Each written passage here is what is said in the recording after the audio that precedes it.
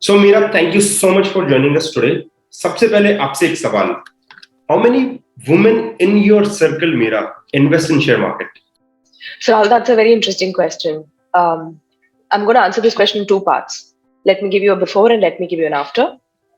We're talking about approximately 3 years, more than 3 years ago. I guess I knew just like 5-6% women in my circle who invest. But it's now been 3 years past and my network has expanded also a lot. But I think roughly about 25 to 30% of the women I know invest. And that's also because I am now in touch with a certain set of people. It's like a community I've been introduced to, and I know women from there who invest themselves. So the before and the after picture is very different. And that's the truth that I know around me. Yeah. So just to add on this particular point, is there any number which you can put in, Mira? Okay, so if I look into my relatives, I barely know anybody who invests, and it's probably because it's never come up as a conversation subject. But if I pick up people from my social circle or from people that I know from work, and people I know from a community, like a social community, that's where I'm telling you the numbers. So if I would count on my fingers, so I know about 10 women from a community, and I know 2 people in my life, 2 people who I work with. I know my clients, and I know about 3 clients. I know that they invest because they spoke with me, and they're doing something. So yeah, let's just do the math. 10 to 3, 15. Yes. Yeah, low. It's low. That community is the biggest one actually because it's a biased community. Yes. So we'll definitely come back to this, Mira.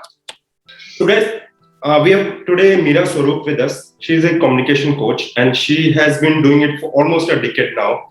जितना मैं मीरा को जानता हूँ, ये उससे पहले doctor थी, sort of scientist, if I'm correct, isn't it, Mira? And so well, you can call me a clinical researcher. Yes. Clinical researcher. For us, it's a scientist. Okay. So वहाँ से then she became a communication coach and she has been doing a lot of corporate programs. She does for leadership teams and a lot of other people.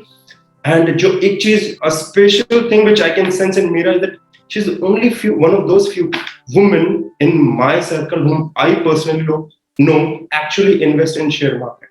वो उनमें से कुछ women में से हैं जो share market में personally invest करती हैं and she takes her own decisions. This is what I would say is really next level with Mira. Thank you so much, Mira, for coming in today. So जो हमने पीछे सवाल पूछा था, I'm just repeating that one thing. So you told me that from a particular circle you have got around 30-35 women investing in share market, but from another circle you have got 2.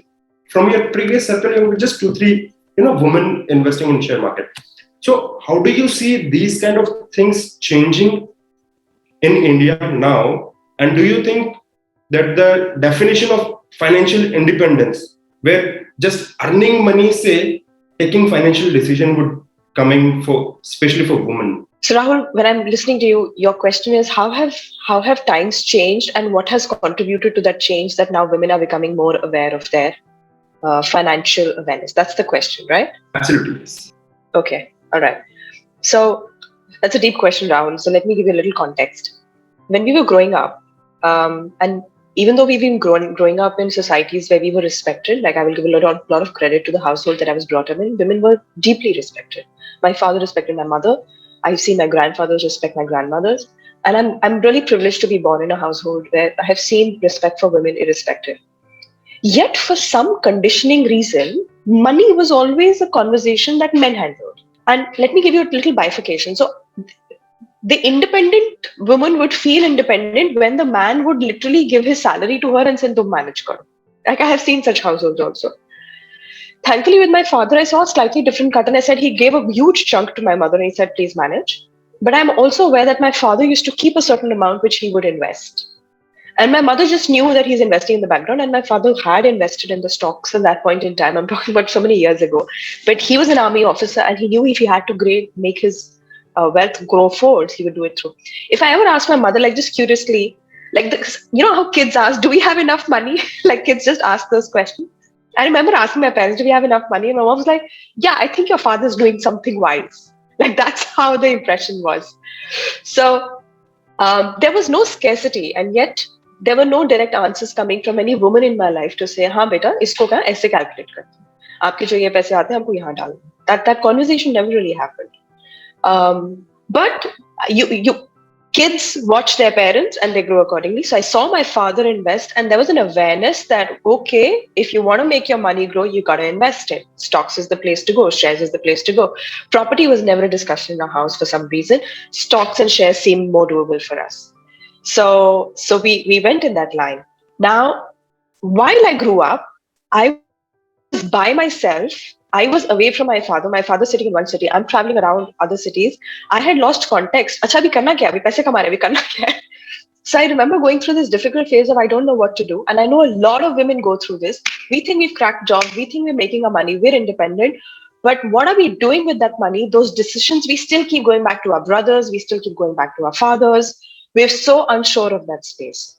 So even though women get respected in the society, for some reason, what to do with that money is still conditionally hanging around with men for no fault of anybody. That's what I'm saying. I don't think it's a respect space anymore. It's just never been questioned. It's just never been moved. And I give a lot of credit to my mother-in-law. I have seen her. There was a series of events where my mother-in-law needed to take charge and started to see that we need to invest better.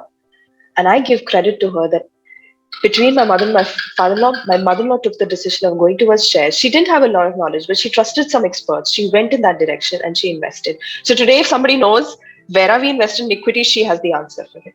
So what changes the environment? I think shocking events change environment. Kuch calamity hoti hai, kisi ki naukri jati hai, houses break up, marriages break up. I hope this doesn't happen to any one of us. Yet I have seen people suddenly shake up and then start to do investments. What if we became less reactive as a community? We became more proactive as a community. We started to prepare ourselves beyond any, like your investment becomes your own insurance, right? So yeah, I'm not quite sure if I answered your question, but that's the journey that I've seen of how interest in investments has evolved for people. Yeah. This was so interesting, Mira. इसी से एक सवाल मुझे आ रहा है मेरे mind में that you know there's almost I think 7 or 8, right? And you talked. My daughter's 8. Yes. She's 8, right?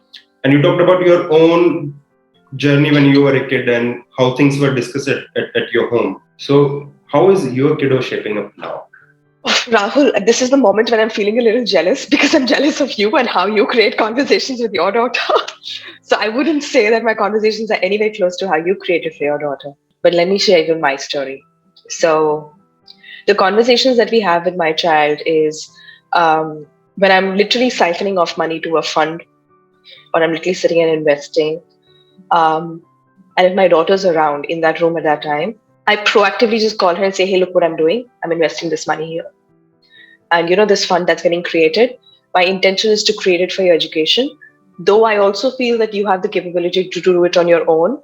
So we could, if you manage to get through scholarship, we could probably use this money for your business. So there's a conversation around that, right? I don't know if I'm creating an expectation already. I mean, that's a parenting journey that I will already go through. But there are conversations around. I remember having this conversation with my daughter, like, sweetie, I've started a new practice and I wasn't doing it very organized, but I'm starting to do this differently, that I will now invest 10% of my of the money that I have after taxes go out. I'll invest 10% of that for charity. And whenever an opportunity arises, I'd like to give it to charity. And this is how my daughter responds. So let me give you a little context. My daughter is an avid reader. Okay, avid is a very different word. She's a voracious reader. She can finish a book in like less than an hour. She's finished off the Harry Potter series, so she's very into the book. So she's read this whole series called the Roald Dahl books. And a lot of authors say this, right? So some authors who are contributing to charity, they write it behind the books. And so she says it to me, Mom, you're doing what Roald Dahl does. So Roald Dahl contributes 10% of his charity 10% of the contribution from the books towards charity. You're doing exactly that. I was like, okay, she knows this stuff much before I do. So I'm so happy for that. So yeah, the conversations aren't very organized. The conversations aren't very, this is what I have to teach my child. But just like I learned it from my father, because I know that my parents used to talk money sitting in front of us, the intention is that she just watches what we do with our money. She watches how we operated. She watches then my husband and I have like a quarterly discussion on where are we going, what's it doing. And she just learns these practices of charity, saving, investments, and then doing, okay, what do I do with this money now? This is amazing, Mira. This is really amazing. The final question for you, Mira.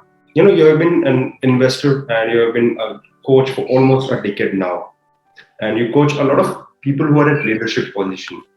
Okay, and jitni meri understanding hai, these kind of positions are usually filled in by male, right? So, are you able to see any changes, or a trend where these things are changing, especially when it comes up about male ego, glass ceiling, so many things are coming up, right?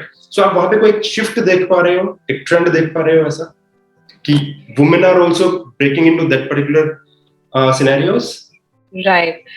If I could answer your question specifically, Rahul, earlier in my days, I was quite oblivious to it. I wouldn't even notice it. And if I give you conversations from my own journey, when I was performing in the corporate, it didn't hit me until much late. Oh, I seem to be the only woman in a group of 5 or 6. It didn't hit me till I started to observe it much later.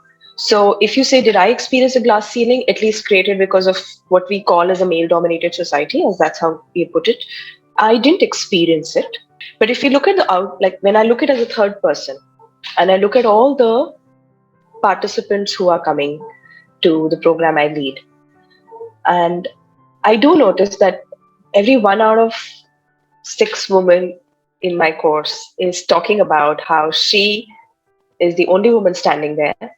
And she's noticing that she's either being judged too much, or she's being peered down too much, or she's not being given as much opportunity. So I hear these conversations, and I also want to share with you that those are 1 out of 6 women, and it's not like those other 6 women are not standing at those leading positions. Actually, out of those 6 positions, at least 4 are adding at relatively higher positions. That's the kind of people that we attract to the course.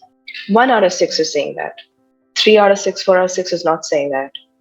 We want to find out what happened to those 3 or 4 out of 6. Is luck so awesome that it just arrives there? Or what are they doing differently? So I notice something very specific between the women that are doing something differently. If I could use Brené Brown's word, they're being very vulnerable. They're being vulnerable. That means they don't hide themselves under something. Instead, they are willing to come out there, talk from a space that, yes, as a woman, I think so. They're okay to bring a feminine point of view. They're okay to say, in my experience, I have noticed that this does not work. In my experience, I've noticed that when I have gone and spoken to this client, this person hasn't responded to us very well. They're not scared to bring their experience and not cutting out the feminine aspect of it. They're okay to, and it's not like every time people embrace them and say, ha, tum sahi keh rahe ho. No, they get blown. They get blown, but that doesn't stop them. So they have vulnerability and they have resilience. Resilience to dust yourself off and say, okay, whatever, let's just jump back. So yes, the glass ceiling exists. I'm going to accept it. Yes, it does. And yet there are some people who are able to break it. So I would say the formula that I'm seeing that works for people is to be vulnerable, to call out what you see, to have the courage to do it, to have the courage to be blown out, and then have the resilience to pick yourself up and ask yourself, what do I need to do differently? That's what, yeah. Thank you so much, Mira. This was so empowering. सुन के बड़ा मजा आया मुझे कि things have been changing now, और जो हम पहले सुना करते थे चीजों को, we used to observe that things are changing for good, which is quite interesting. Any final thoughts from your side before we end today's conversation? Sure, absolutely. So I want to say this, guys. Okay, so this is for the audience. I'm very excited that I am starting my second level of learning about investments. And I want to tell you this. I like to call out to my first coach for investments. That's Priyanka Bhatia from Women on Wealth. She's the lady who really taught me how to look at a balance sheet. She taught me how to look at an annual report. She taught me how to really study a company before you start to invest in it. So I give a lot of credit to her first line of thought. I also want to give credit to Rahul, because Rahul here is the one who has also given me the second level of confidence to go back and start to do my research again. Because there was a time when I got derailed and I started to get comfortable with, okay, we're investing with a certain spot. But you never grow when you're comfortable. You got to get out of your comfort zone. So I'm very grateful that I found Rahul, and now Rahul is taking me through his course, and I'm finding extreme value in it. It's like I'm learning the whole thing from a completely different dimension.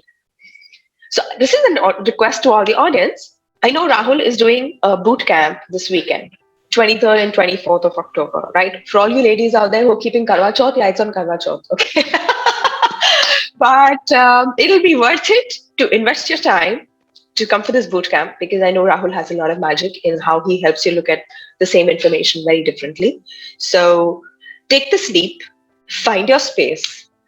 Don't wait for a calamity to happen for you to now see, I have to now go and learn about finances. How about you're so prepared that it never happened to you? Soldiers prepare for war. Sometimes they never see it, but they still prepare. So you want to prepare, you want to grow your wealth, and may you be blessed. So do come to that course.